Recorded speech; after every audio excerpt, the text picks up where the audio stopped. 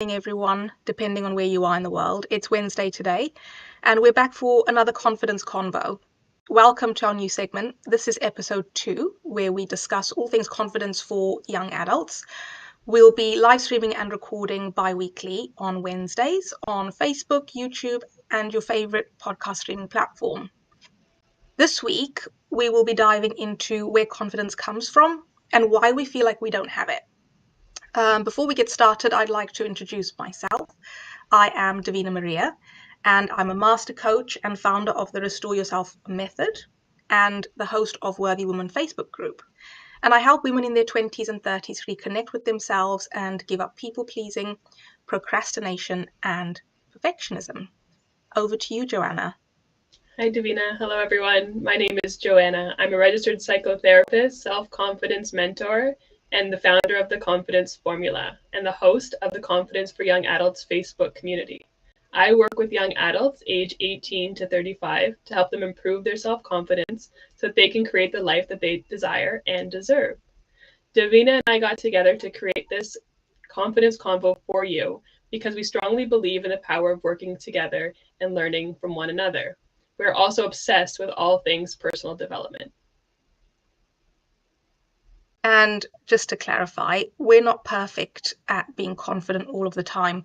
Like you, we move through our struggles and overcome obstacles and mindsets to continuously improve. So think of us as guides by your side. Yeah. So to recap quickly from last week, we discussed what confidence is, and we defined it as the feeling or belief that one can rely on or trust in someone or something. We really believe that having self-confidence is a type of self-mastery where you can walk into any room feeling calm, grounded, and conquer any obstacles or challenges that arise. Today, we want to talk to you about where confidence comes from. And so we think in order to understand where confidence comes from, it's important to discuss where it doesn't come from.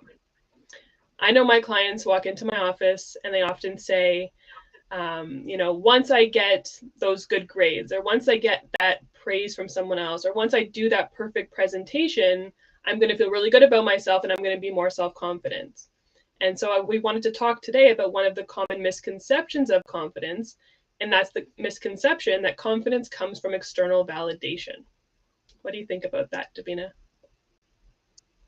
I think this is such an important topic because for me, last episode, my word for the episode was trust. And this week, I feel like my word for the episode is balance.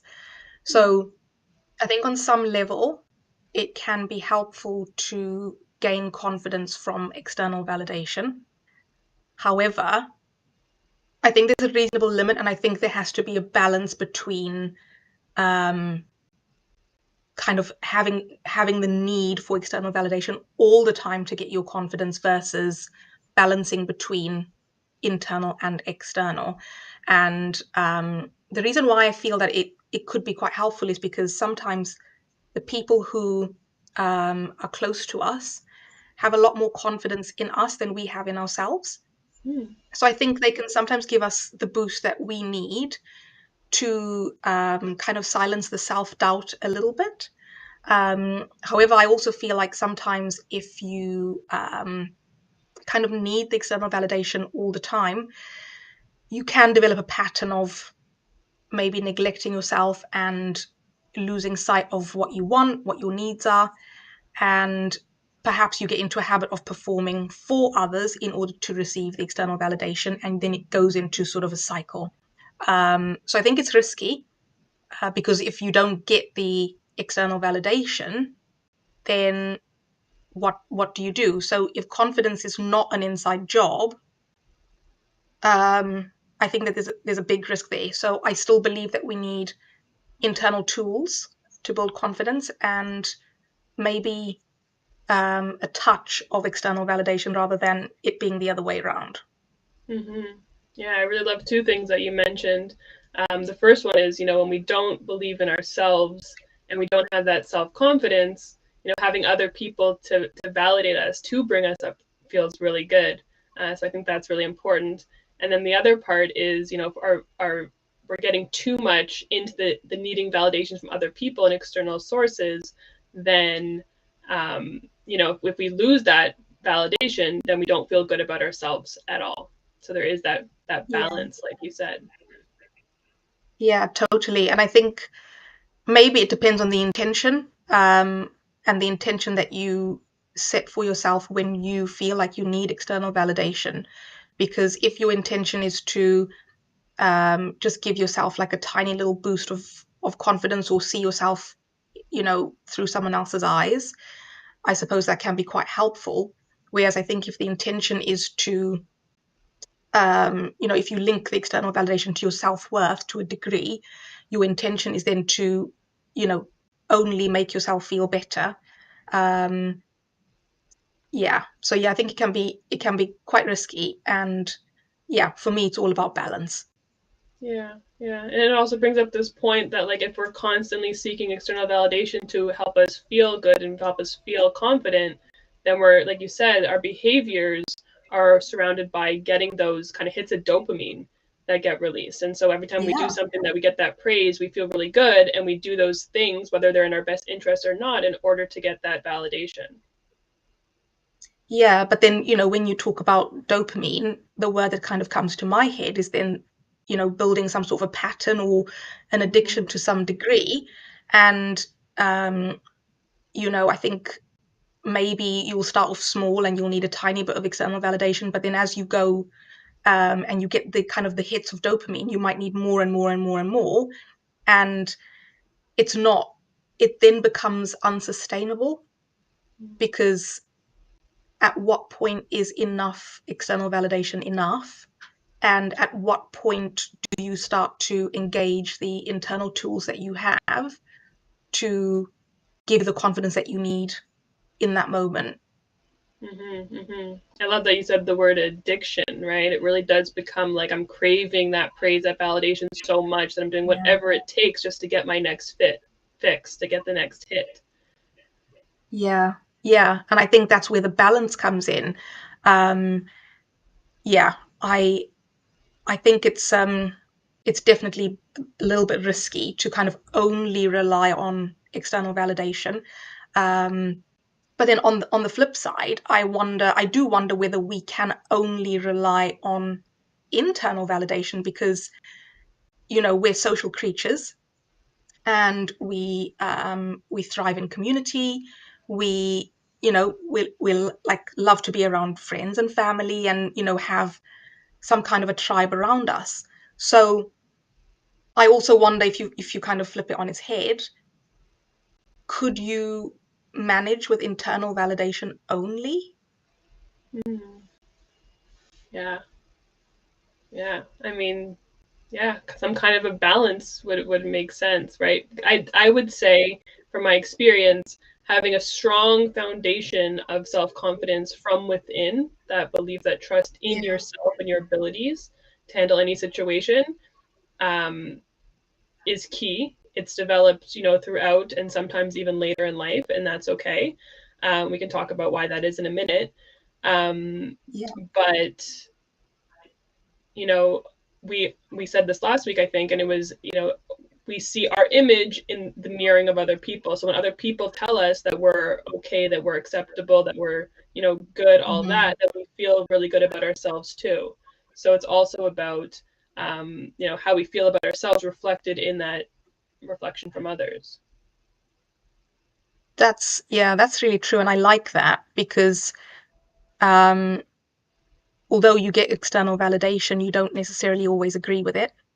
And I think sometimes when people that we love and that we're close to, sometimes maybe they have a very high regard for us that we maybe don't have for ourselves. And in that respect, perhaps the gap between what you think of yourself and what they think of you could be so large that maybe the kind of external validation that you get from them isn't believable in yourself.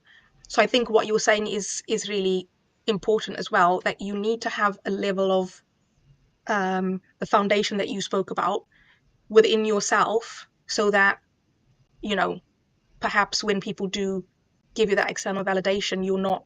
sort of going, oh, no, that's not me, I don't believe that, Mm-hmm. I'm not that person. And maybe it's more of a case of when you do get the external validation, you're a bit like, yeah, you know what, I am good at that. And maybe maybe I don't think I'm as good as I am, and maybe I should, go for it. So yeah, I think that's really important as well.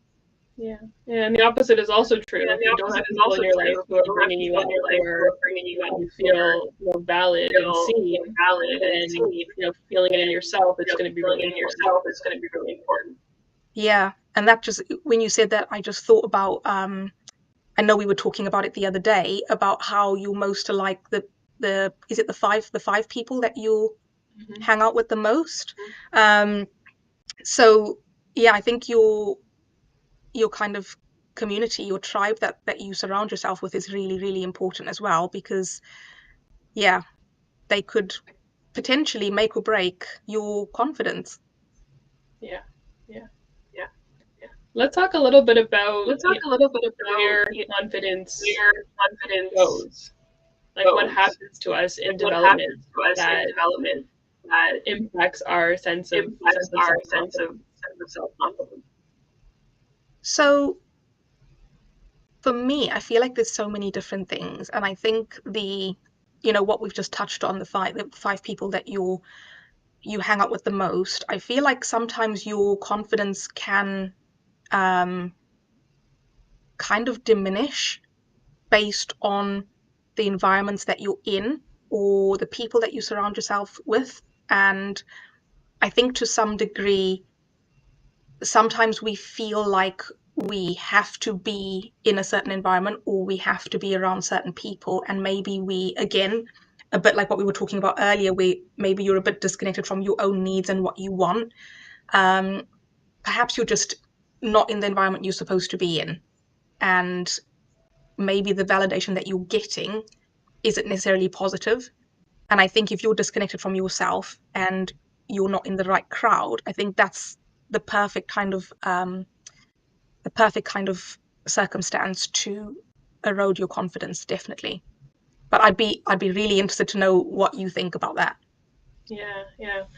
I think when I think about this topic, I like to think about a few things. First of all, human biology. I like to think about the fact that it's really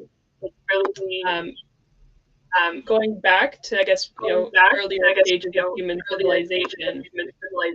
We really did need to exist and be part of a tribe in order to survive. Yeah. And so in order to remain part of the tribe, knowing that your needs were taken care of, or you had the support and could fight off anything that came around, we had to sacrifice some of our own needs in order to remain part of that collective. And so as a result, we start sacrificing what we need, we start sacrificing what we feel in order to be part of that group. And I think that's kind of the ideology behind where confidence goes, because again, we disconnect from our sense of self, we disconnect from our own needs, and all of a sudden now we don't really know who we are. Part of this community has their own value system, and that feels really isolating and really lonely. Yeah, that's a really, really interesting point. And I feel like, um, when you're describing the community and I suppose trying to fit in, um, on the flip side, if you feel like you're going to be shunned or, you know, not accepted for who you are, I can imagine that that's quite a scary place to be in. And I can totally understand why we all, to some degree, want to fit in with the community that we're surrounded by. I also feel like, you've mentioned that it's a biological thing, which I agree with. But do you feel that on some level things have changed now, or do you feel like, we're still biologically wired to fit into a community? Yeah, I mean, so the biology is still the same. We're still wired to want to be part of a community. And I feel like our situation, our circumstances change, right? we might Yeah. not need We might to not be part of need a to be part specific of tribe in order a to survive. specific Maybe we tribe can in order find to community survive. Maybe we elsewhere can find that's community more elsewhere in that's aligned with more who we are in and aligned with who we what are our needs are, what our needs are. Yeah. right? So it's not Yeah. so one or It's nothing, not like so all or one nothing. or Part of this nothing, tribe that all I'm or out in the nothing. Part of wild this and I'm tribe that I'm out in the missing. wild and I'm Is this the tribe that's meant for me, or is can I the find tribe that's another meant for community me, or that's can I more find in another alignment? community that's more in alignment? Do you know what I thought about when you just said that? I agree with everything you said, by the way. I just thought about me and you, and not that we're not trying to fit into certain communities, but I find when you were talking about like things have changed and maybe the circumstances have changed, and maybe you don't need to fit into this community anymore, but you can find another community to fit into. I thought about the fact that we're on opposite ends of the world, and we're obviously doing the confidence convos, and we are like-minded, and we've kind of formed our own micro community to a degree to do what we're doing.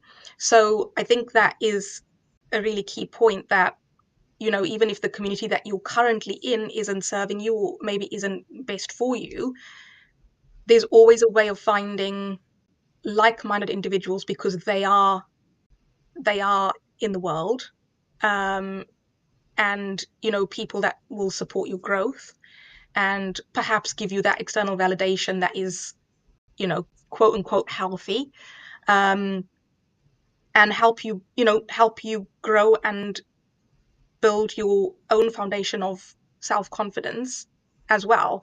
So yeah, it's really interesting. As you were saying that, I was thinking, oh yeah, it's like us. Yeah, and then to add to that, And they're not then only to add to out that, there, but they're they're not only probably out looking for there, you too. they're probably looking for you too. Yeah, yeah, 100%, 100%. And I think, yeah, I suppose this kind of point is all linked with biology, humans being social creatures. Of course we want to connect with other people, and of course we want to connect with people that make us feel good. It makes total sense. Mm-hmm. Yeah. So yeah, I love that. Totally love what you said there. um the only other thing I was thinking about as well is, and I don't know if we can kind of touch on it, is the kind of comparison culture, because I feel like that's another sort of avenue that people can go down, particularly with things nowadays like social media, or things like that, where sometimes people get into a habit of comparing themselves to other people. And I think that is also another way of your confidence being eroded, if you feel that you're not at the place you should be at your age, or you're not where you thought you would be, and perhaps to some degree your expectation of yourself is not your reality. um, so yeah, I don't know what you how do you feel about comparison culture? Yeah. I mean, I think it's Yeah. super important to I talk mean, I about think this it's super because of important the to talk about society this that we live because of in the with the society access that to we live social in with media and the seeing access everybody to social else's, media and seeing highlight everybody reel. else's, highlight reel. Yeah. It's been said, multiple It's been times, said, you're comparing multiple times, you're comparing 100% of what you know about your 100% life of to the what you 5% know about your that life, somebody the posts on 5% social that media. somebody posts You on don't know social what's media. really going on Yeah. You behind don't the know camera. what's really going on behind the camera. And I think that creates a lot Yeah. of panic And I and think that anxiety creates a and lot of stress in panic and people anxiety to and live up stress to these to expectations that they're up to seeing, these that expectations that we're seeing, highlight of that somebody's life. highlight of somebody's life. Yeah, totally true. And I always think about pictures as a snapshot in time.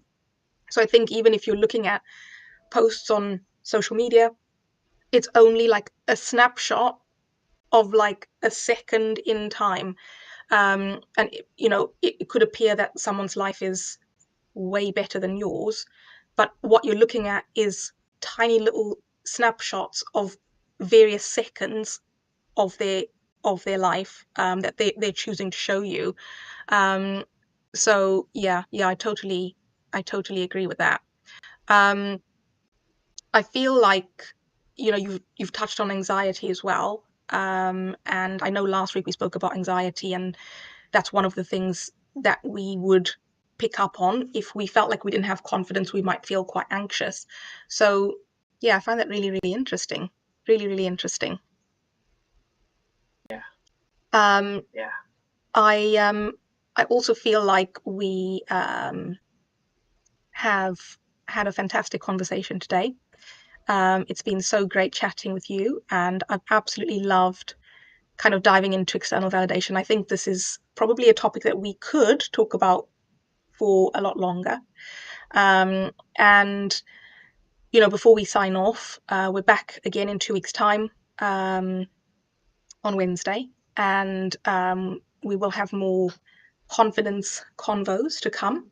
And for more information on who we are and what we do and our love of all things confidence and self-development, you can find or follow us from our social media information posted below in the comments.